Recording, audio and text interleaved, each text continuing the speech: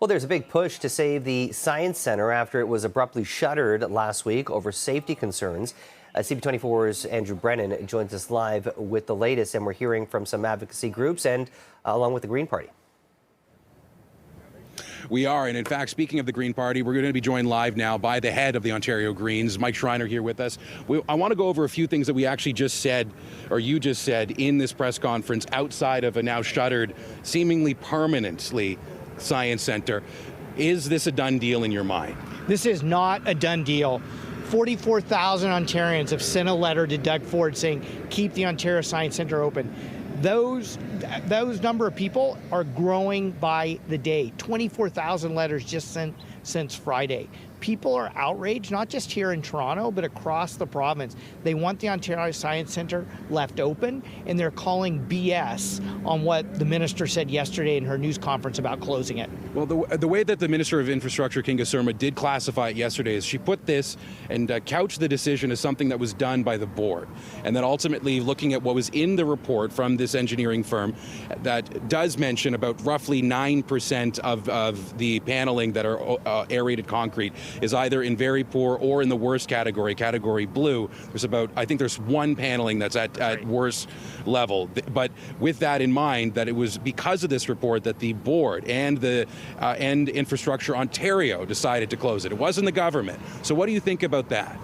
Well, I call BS on it. I mean, the government said, oh, hey, we came up with a business case on why we should move the Ontario Science Centre to Ontario Place after they'd already made the decision to do that. So over and over again, the government has misled the people of Ontario about Ontario Science Centre and Ontario Place. That engineering report, 2.5% of the panels are critical or high risk. The report itself says the Ontario Science Centre doesn't need to be immediately closed. They're just saying that those 2.5% of the panels need to be fixed by October 31st. All the government needs to do is rope those areas off, keep them safe. None of them are in the main exhibition areas, and repair them. That's what the report calls for. So where we're at right now, just thinking about not wanting to give the people that do want the Science Centre to stay here and to reopen, to give them false hope. What avenues are there that you can tell us right now that the Greens or potentially allies with the coalition to save the Science Centre, what can you do beyond sending letters, as I know you have, to Minister Surma? Well, we're exploring all options of what can be done, but I think the most important thing that can be done is putting political pressure on Doug Ford. You know, everybody said the Greenbelt was a done deal. People were outraged. Doug Ford reversed himself. Everybody said that taking away the constitutional rights of the lowest paid educational workers was a done deal because Ford used a notwithstanding clause. People were outraged, pushed back against the Ford government. What I'm calling on people to do, and what Save Ontario Science Centre is calling on people to do, is put pressure on this government. Tell Doug Ford this is not a done deal. We're not going to stand for him closing the People's Science Centre.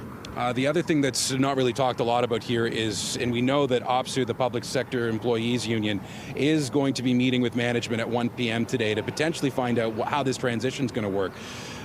Is there more than just a cost for the Ontarians or the public at large? Or are we losing good-paying jobs potentially? Are you worried about these ramifications?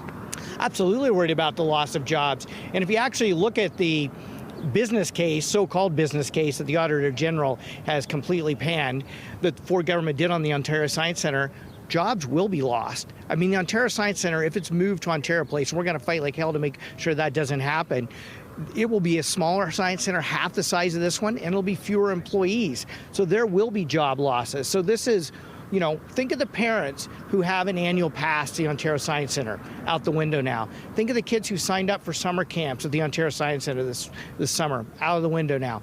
Think of the workers who are going to go into a meeting at 1 o'clock today wondering if they have a job tomorrow. That is unacceptable, and we're going to keep pushing back against the Ford government.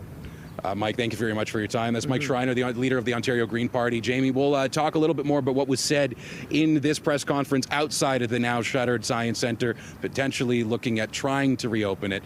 But for now, I'll send it back to you. Thanks for the update, Andrew.